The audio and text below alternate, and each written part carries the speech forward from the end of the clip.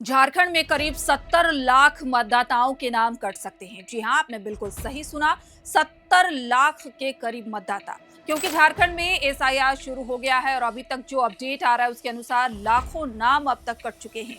एक मामूली सी चूक, एक दस्तावेज के कारण आपकी झारखंडी पहचान आपसे एक झटके में छीन ली जाएगी। अगर आप झारखंड से हैं या झारखंड से आपका ताल्लुक है तो ये खबर आपके लिए बेहद महत्वपूर्ण है। इस खबर को बिना स्किप किए पूरा देखिएगा और जो लोग झारखंड के हैं उनके साथ साझा जरूर कीजिएगा, क्योंकि झारखंड में अभी चुनाव नहीं है लेकिन राज्य की राजनीतिक सरगर्मी उफान पर है। झारखंड की डेमोग्राफी बदल रही है, घुसपैठी आदिवासियों को हक मार रहे हैं, अगली बारी झारखंड की है। हाल ही में ये बयान दिया था असम के मुख्यमंत्री हिमंता बिस्वा शर्मा ने। बस इसी बयान के बाद सरगर्मी और तेज हो गई है, क्योंकि झारखंड में एसआईआर यानी कि स्पेशल इंटेंसिव रिवीजन यानी विशेष गहन पुनरीक्षण का काम शुरू हो चुका है। इस तकनीकी नाम के पीछे छिपी गंभीरता को समझना आपके लिए बेहद जरूरी है। ये कोई सिर्फ एक रूटीन वोटर लिस्ट सुधार नहीं है, बल्कि एक ऐसा प्रशासनिक चक्रव्यूह है जिसमें अगर आपने एक मामूली सी चूक की तो आशंका ये भी है कि झारखंड में करीब 70 लाख वोटरों के नाम हमेशा के लिए वोटर लिस्ट से काटे जा सकते हैं। अभी हाल ही में हुए असम में एनआरसी के एक मामूली सी चूक के बाद 19 लाख लोग को अपनी ही जमीन पर बेगाना बनना पड़ा था। लोग खौफ में हैं, क्योंकि अभी कुछ ही समय पहले पश्चिम बंगाल में भी वेरिफिकेशन के नाम पर लाखों वैध वोटरों के नाम लिस्ट से साफ कर दिए गए थे। लोग आज भी सुप्रीम कोर्ट के चक्कर काट रहे हैं। आखिर झारखंड में इस कड़े फॉर्म के पीछे का असली सच क्या है? एसआईआर का सच क्या है? क्या वाकई में 70 लाख लोगों का पत्ता कटने वाला है? इस एपिसोड में हर एक पहलू पर बात करेंगे और आपके सवाल का जवाब भी इसी एपिसोड में मिलेगा, तो पूरा देखिएगा और लोगों के साथ साझा कीजिएगा, क्योंकि एसआईआर आपके लिए उतना ही जरूरी है जितना आपकी पहचान, जितनी आपकी स्थानीयता। अगर आपने इसमें चूक की तो आपकी स्थानीयता, आपकी पहचान आपसे छीन ली जाएगी। नमस्कार, मेरा नाम प्रियंका मिश्रा है और आप देख रहे हैं एयर नाउ। झारखंड में एसआईआर शुरू हो गया है और इसके साथ ही अब तक हजारों नाम कट चुके हैं। राज्य के 2,64,63,236 मतदाताओं की विवरण के स्क्रूटनी के लिए चुनाव आयोग की सबसे जमीनी प्रशासनिक इकाई यानी ब्लॉक लेवल ऑफिसर बीएलओ हर घर पर दस्तक दे रहे हैं। ये कोई सामान्य जनगणना या सर्वे नहीं है। हम बार बार आपको बता रहे हैं कि ये चुनाव आयोग का विशेष गहन पुनरीक्षण यानी कि एसआईआर अभियान है। इसके तहत राज्य के हर एक नागरिक को जो वोटर लिस्ट में शामिल है, बीएलओ के सामने एक गणना प्रपत्र भरना अनिवार्य है। आंकड़े गवाही दे रहे हैं कि यह अभियान किस पैमाने पर चल रहा है। झारखंड में कुल मतदाताओं की संख्या है 2,64,63,236 और एसआईआर के लिए तैनात बीएलओ की जो संख्या है वो 29,571 है। अब तक 1 करोड़ से ज्यादा फॉर्म बांट दिए गए हैं, जिसमें लगभग 40 लाख से अधिक लोगों ने फॉर्म भरकर जमा कर दिया है। कई लोग इससे वंचित रह गए हैं, कई लोगों का नाम कट गया है। झारखंड के 29,571 बीएलओ के कंधों पर इस वक्त 2.5 करोड़ से ज्यादा आबादी की लोकतांत्रिक वजूद को जांचने, उनके दस्तावेजों को सत्यापित करने के लिए एक बहुत बड़ा संवेदनशील और गंभीर जिम्मेदारी है। इस पूरे अभियान में सबसे अहम है गणना प्रपत्र। चुनाव आयोग और प्रशासनिक अधिकारियों ने साफ चेतावनी दी है कि इस प्रपत्र को भरते समय आपको बेहद सावधानी बरतनी है, क्योंकि एक चूक भी आपसे आपका वजूद छीन सकती है। इसमें अगर थोड़ी भी गलती हुई, ओवरराइटिंग हुई, तो मतदाताओं के साथ साथ उसे सत्यापित करने वाले बीएलओ को भी कानूनी जांच के दायरे में आना पड़ेगा। भारत निर्वाचन आयोग द्वारा जारी इस विशेष गणना प्रपत्र को तकनीकी रूप से बेहद कड़ा और अहम बनाया गया है। सबसे पहले प्री फिल डेटा फॉर्म के सबसे ऊपरी हिस्से पर प्रत्येक वोटर लिस्ट जिनकी मैपिंग हो यानी मैप्ड जो लिस्ट है, उसमें एक विशेष क्यूआर कोड और उसकी डिजिटल तस्वीर लगी होगी। इसके साथ ही मतदाता का नाम, एपिक यानी वोटर आईडी संख्या, स्थायी पता, क्रम संख्या, भाग संख्या, बूथ का नाम, विधानसभा या संसदीय क्षेत्र और राज्य का नाम पहले से ही छपा रहेगा। इसके ठीक के नीचे कॉलम में मतदाता को अपने पिछले एसआईआर के बारे में पूरी जानकारी ठीक ठीक देनी होगी। बगल वाले कॉलम में मतदाता को अपने पिता, माता या रिश्तेदार का विवरण देना होगा जिससे उनका खूनी संबंध है और जिन्होंने वो पिछले एसआईआर में जिनका नाम उन्होंने शामिल किया था। ये जो मैप्ड फॉर्म है, इसमें कई जानकारियां पहले से होंगी, लेकिन मतदाता को अपनी सत्यता प्रमाणित करने के लिए निम्नलिखित विवरण खुद से दर्ज करके देने होंगे। अपनी सटीक जन्म तिथि, जो प्रमाण पत्र है उसके अनुसार आधार नंबर पूरी तरीके से ठीक-ठीक लिखना होगा। एक्टिव मोबाइल नंबर, पिता या कानूनी अभिभावक का नाम और उनका वोटर आईडी संख्या भी देना होगा। माता का नाम और उनका एपिक संख्या, पति-पत्नी का नाम और उनका एपिक संख्या, इन सभी जानकारियों को भरने के बाद मतदाता को फॉर्म के नीचे के दिए गए जो फॉर्म है उसके नीचे दिया हुआ होगा सेल्फ डिक्लेरेशन यानी स्व घोषणा। इसको आपको गंभीरता से पढ़ना है और उस पर आपको हस्ताक्षर करना है। बिना हस्ताक्षर के ये फॉर्म अमान्य माना जाएगा, रद्द माना जाएगा। इसके बाद बीएलओ इस पर अपने हस्ताक्षर करेंगे और इसकी दूसरी प्रति यानी दूसरी कॉपी आपको यानी मतदाता को सौंपेंगे, जिससे भविष्य के लिए किसी भी कानूनी विवाद, अगर कोई भी गलती होता है, मान लीजिए आपको कोर्ट जाना पड़ता है, तो इसी जो कॉपी है इसके जरिए ही आप जा सकते हैं। तो ये कॉपी लेना आपके लिए बेहद जरूरी है। अगर बीएलओ आपके घर तक आ रहा है तो उससे उस गणना प्रपत्र का जो दूसरा कॉपी है, फोटो कॉपी, वो आप जरूर रखिएगा। ये अत्यंत महत्वपूर्ण है। सब लोग ध्यान से सुनिएगा और इसको जरूर रखिएगा। एसआईआर की ये पूरी प्रक्रिया जो है वो 30 जून से शुरू हो गई है और 29 जुलाई तक चलेगी। इस एसआईआर में सबसे ज्यादा पेचीदा और गंभीर हिस्सा है दस्तावेज को जमा करने का नियम। आपको जानना होगा कि कौन सा दस्तावेज है जो मान्य है। चुनाव आयोग ने जन्म के आधार पर, जो जन्म वर्ष है उसके आधार पर मतदाताओं के लिए अलग अलग श्रेणी रखा है और यहीं पर आकर जो आप लोग हैं वो कंफ्यूज हो जा रहे हैं। तो बारीकी से आपको समझना होगा, जो हम आपको बता रहे हैं उसको ध्यान से सुनिए। तो आप जानिए कि आपके जन्म तिथि के आधार पर ही ये नियम जो है वो लागू होता है। अगर आपका जन्म 1987 से पहले हुआ है तो सिर्फ स्वयं का यानी सेल्फ का जो वैलिड दस्तावेज है वो आपको देना होगा। माता पिता के दस्तावेजों की जरूरत नहीं है।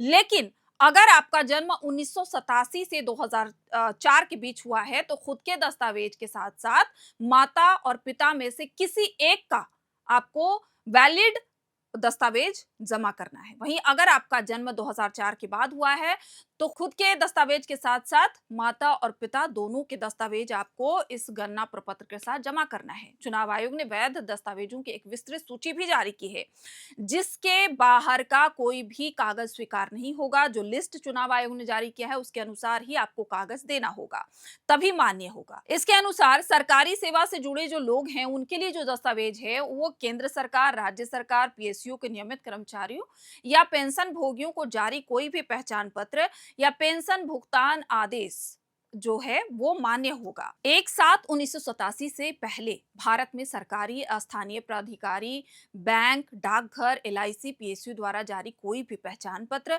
प्रमाण पत्र या दस्तावेज वो मान्य होगा। प्राथमिक प्रमाण पत्र में सक्षम पदाधिकारी द्वारा जारी कोई भी वैलिड जन्म प्रमाण पत्र मान्य होगा। अंतर्राष्ट्रीय पहचान के लिए आपका भारतीय पासपोर्ट जो है वो मान्य होगा। शैक्षणिक योग्यता के लिए किसी भी मान्यता प्राप्त बोर्ड से आप 10वीं पास या उच्च शैक्षणिक प्रमाण पत्र ही मान्य होगा। स्थानीयता के लिए किसी भी प्राधिकारी द्वारा जारी आप डोमिसाइल सर्टिफिकेट वो मान्य होगा। विशेष अधिकार पत्र के लिए आपको वन अधिकार प्रमाण पत्र मान्य होगा। सामाजिक प्रमाण के लिए सक्षम पदाधिकारी द्वारा जारी ओबीसी, एससी, एसटी या कोई वैध जाति प्रमाण पत्र भी मान्य होगा। नागरिकता और परिवार रजिस्टर के लिए राष्ट्रीय नागरिक रजिस्टर एनआरसी जहां उपलब्ध हो या राज्य स्थानीय प्राधिकार द्वारा तैयार किया गया आधिकारिक परिवार रजिस्टर। आवास या संपत्ति के लिए सरकार द्वारा जारी किया गया कोई भी जमीन या मकान आवंटन प्रमाण पत्र भी मान्य होगा। आधार के लिए विशेष निर्देश दिया गया है, जिसमें आधार कार्ड को लेकर आयोग के पत्र संख्या 23/2025 ERS बोलिल दिनांक 9/9/25 के तहत जारी दिशा निर्देश जो हैं वही प्रभावी माने जाएंगे। अब जो सबसे अहम है कि बाहरी राज्यों से आए लोगों के लिए कड़ी शर्तें लगाई गई हैं। यदि किसी मतदाता का नाम साल 2003 की वोटर लिस्ट में झारखंड से बाहर किसी दूसरे राज्य में था तो उसे वहां की वोटर लिस्ट की क्रम संख्या, विधानसभा क्षेत्र और जिले को दर्शाने वाली फोटोकॉपी जमा करनी होगी। पेरेंटल मैपिंग से बाहर के मतदाताओं के बच्चों जो नए वोटर बन रहे हैं उनको एक कानूनी शपथ पत्र यानी एफिडेविट के साथ पेरेंटल मैपिंग के लिए जरूरी दस्तावेज संलग्न करने होंगे, जमा करने होंगे। अगर आप सोच रहे हैं कि फॉर्म भरकर बीएलओ को देने के बाद आप निश्चिंत हो सकते हैं तो ये आपकी सबसे बड़ी भूल हो सकती है। जब आप फॉर्म जमा कर दिए तो इसके बाद जो है वो जांच का असली प्रशासनिक चक्रव्यूह जो है वो शुरू होगा। आपके द्वारा दिए गए फॉर्म को 5 अलग-अलग स्तरों पर जांचा जाएगा। जो पहला स्तर है उसको ऑफिशियली बीएलओ जांचेंगे, जो जब आपके सामने वो भरा जा रहा होगा। दूसरा स्टेप बीएलओ से जो ऊपर सुपरवाइजर है वो रीचेकिंग करेंगे। तीसरे स्टेप में जो एईआईआरओ है, जो सहायक निर्वाचन निबंधन पदाधिकारी है, वो जांच करेंगे। चौथे स्टेप में एईआईआरओ द्वारा जांचे गए प्रपत्रों को डीओ यानी जिला निर्वाचन पदाधिकारी जांचेंगे। और पांचवा जो स्टेप है उसमें पूरी तरीके से गणना प्रपत्रों की जांच सीओ कार्यालय में सक्षम अधिकारियों के द्वारा किया जाएगा और स्क्रूटनी के लिए भेजा जाएगा। यदि जांच के किसी भी स्तर पर कोई गलती, अधूरी जानकारी या संदिग्ध दस्तावेज पाया जाएगा तो एईआईआर द्वारा संबंधित मतदाता को एक नोटिस भी भेजा जाएगा। इस नोटिस के आते ही मतदाता को तय समय के भीतर खुद को वैध साबित करना होगा। इस पूरी प्रक्रिया को लेकर जनता के बीच व्याप्त गहरे डर और संशय को देखते हुए झारखंड के मुख्य निर्वाचन पदाधिकारी के रवि कुमार ने स्थिति को स्पष्ट कर दिया है पूरी तरीके से। उन्होंने राज्य के नागरिकों को आश्वस्त करने का प्रयास करते हुए कुछ बेहद महत्वपूर्ण बातें बताई हैं, आपको जानना जरूरी है। उन्होंने कहा है कि मतदाताओं को घबराने की जरूरत नहीं है। अगर गणना पत्र में अनजाने में कोई गलती हो जाती है तो उसके लिए नोटिस आता है, तो संबंधित मतदाता से सुधार करवा लिया जाता है। गड़बड़ी की स्थिति में मतदाता बीएलओ के माध्यम से दूसरा गणना प्रपत्र ले सकते हैं और उसमें सही जानकारी भरकर दोबारा उसे जमा कर सकते हैं। उन्होंने ये भी स्पष्ट किया कि 29 जुलाई तक घर घर जाकर फॉर्म भरने की प्रक्रिया जारी रहेगी। हर घर तक बीएलओ पहुंचेंगे। प्रपत्र पर मतदाता का हस्ताक्षर होना बेहद जरूरी है और जनता को बीएलओ से आवेदन प्राप्ति की रसीद अवश्य लेनी चाहिए, क्योंकि अभी झारखंड के सुदूर जंगलों और गांवों में इस वक्त वही डर देखा जा रहा है जो असम के एनआरसी के वक्त दिखा था, जहां एक मामूली सी कलर की गलती या कागज की कमी ने 19 लाख से ज्यादा लोगों को अपनी ही जमीन पर बेगाना बना दिया था। लोग सहमे हुए हैं क्योंकि अभी कुछ ही समय पहले पश्चिम बंगाल की वोटर लिस्ट में जिस तरह सत्यापन के नाम पर लाखों वैध नागरिकों के नाम रातों रात गायब कर दिए और मामला जब सुप्रीम कोर्ट तक पहुंचा तो जनता का प्रशासनिक निष्पक्षता से भरोसा उठ गया। विपक्ष पूछ रहा है कि क्या बंगाल और असम वाला वही खेल अब बैकडोर से झारखंड में दोहराया जा रहा है? क्या ये वोटर लिस्ट का शुद्धिकरण है या मूल निवासियों के वोट काटने की सोची समझी क्रोनोलॉजी? पिछले चुनाव में असम के मुख्यमंत्री और भाजपा के झारखंड चुनाव सह प्रभारी हिमंता बिस्वा शर्मा ने राज्य में डेमोग्राफी चेंज और घुसपैठ का मुद्दा जोर शोर से उठाया था।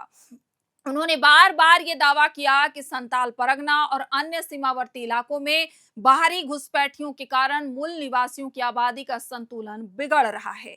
राजनीतिक विश्लेषकों का मानना है कि हिमंता बिस्वा शर्मा के इसी आक्रामक रुख के बाद चुनाव आयोग की इस विशेष गहन पुनरीक्षण यानी कि एसआईआर प्रक्रिया को लेकर राज्य की सत्ताधारी पार्टी झारखंड मुक्ति मोर्चा के कान खड़े हो गए हैं। सरगर्मी तेज है।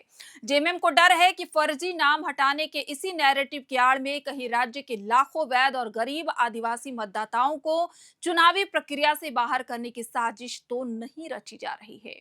झारखंड में चल रहे इस महाअभियान को समझने के लिए हमें अतीत के 2 बड़े जख्मों को भी देखना होगा, जिन्होंने इस देश के नागरिकों के मन में कागज को लेकर एक गहरा संशय पैदा कर दिया है, एसआईआर को लेकर संशय पैदा किया है। साल 2019 में जब असम में नेशनल रजिस्टर ऑफ सिटीजन्स यानी कि एनआरसी की अंतिम सूची आई तो प्रशासनिक जटिलताओं और स्पेलिंग की मामूली गलतियों के कारण ही 19 लाख से अधिक लोगों के नाम सूची से बाहर कर दिए गए थे।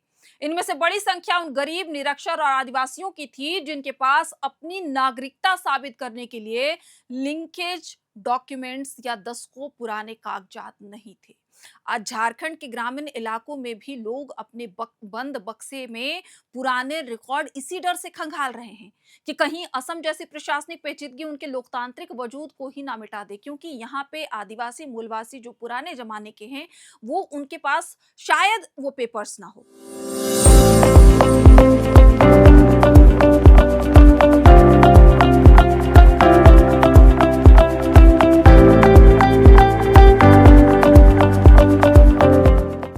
हाल के दिनों में पश्चिम बंगाल भी वोटर लिस्ट की निष्पक्षता का सबसे बड़ा अखाड़ा बन चुका। वहां मतदाता सूचियों में बड़े पैमाने पर नाम काटे जाने और नए नाम जोड़ने की धांधली के आरोप लगे। राजनीतिक दलों ने चुनाव आयोग की निष्पक्षता पर सवाल उठाए हैं। लाखों लोग अंतिम सूची के आने के बाद भी अपने अधिकार के लिए भटकते रह गए और मामला देश की शीर्ष अदालत तक पहुंच गया। जब बंगाल में व्यवस्था पर सवाल उठे तो झारखंड की जनता पूछ रही है कि इस बात की क्या गारंटी है कि झारखंड के सुदूर इलाकों में तैनात अधिकारी किसी दबाव या लापरवाही में आकर कोई बड़ी चूक नहीं करेंगे। फाइनल लिस्ट आने तक थोड़ा इंतजार करना होगा, क्योंकि एक तरफ चुनाव आयोग का दावा है कि वो लिस्ट को साफ सुथरा बना रहा है, लेकिन दूसरी तरफ असम का इतिहास और बंगाल का वर्तमान चीख चीख कर गवाही दे रहा कि जब जब सरकारी दफ्तरों में ऐसी फाइलों का चक्रव्यूह बनता है, तब तब पिसता सिर्फ और सिर्फ आम आदमी है और झारखंड में आदिवासी मूलवासी तो लंबे समय से पीसते आ रहे हैं। राजनीति अपनी जगह चलती रहेगी, नेता अपनी रैलियों में व्यस्त रहेंगे, लेकिन याद रखिए, लोकतंत्र में आपकी एकमात्र ताकत है आपका वोट। अगर वो आपके हाथ से गया तो सब कुछ चला जाएगा। इसलिए हमारी आपसे अपील है कि अगर आपके घर बीएलओ आ रहा है तो अपने सारे काम छोड़ दीजिए, अपनी जन्मतिथि के हिसाब से अपने और अपने माता पिता के कागजात तैयार रखिए, बीएलओ के सामने दीजिए, फॉर्म को खुद पढ़िए और अपनी आंखों के सामने भरवाइए, दस्तखत कीजिए और बीएलओ से रसीद लेना तो बिल्कुल मत भूलिएगा, क्योंकि ये रसीद नहीं, इस माटी पर आपके वजूद का सुरक्षा कवच है। अब आप मुझे कमेंट करके जरूर बताइएगा कि आपको क्या लगता है कि चुनाव आयोग का एक कदम वाकई में पारदर्शी है या इसके पीछे झारखंड के मूल निवासियों को बेदखल करने का कोई छिपा हुआ संकट है। क्या बीएलओ आपके घर पहुंचे हैं, आपने गणना पत्र भर दिया है, क्या आपसे कोई गलती हुई है, या आपको अगर कोई नई जानकारी चाहिए जो जानकारी देने वाला कोई नहीं है। इन तमाम जानकारियों के लिए आप हमारे चैनल को देख सकते हैं, या आप अपनी राय या अपने सवाल कमेंट बॉक्स में हमसे पूछ सकते हैं। अगले एपिसोड में हम आपके तमाम सवालों के जवाब जरूर देंगे और गणना प्रपत्र भरने में, एसआईआर में हम आपकी मदद करेंगे। तब तक के लिए देखते रहिए एआर नाउ और इस वीडियो को उन तमाम लोगों तक साझा जरूर कीजिएगा जो झारखंड के निवासी हैं, अपने बच्चों को पढ़ाने के लिए बाहर के राज्यों में रह रहे हैं।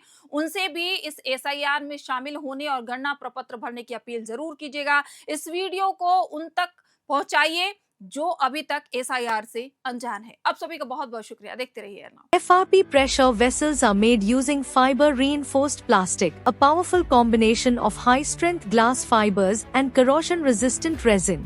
At Duraplast, we manufacture these vessels using advanced filament winding technology. Layer by layer, resin coated glass fibers are precisely wound over a rotating mold, creating a structure that is lightweight, high strength, and built to handle pressure. The result? Superior corrosion resistance, longer lifespan, lower maintenance costs for industries that demand performance without compromise. For customized FRP pressure vessel solutions,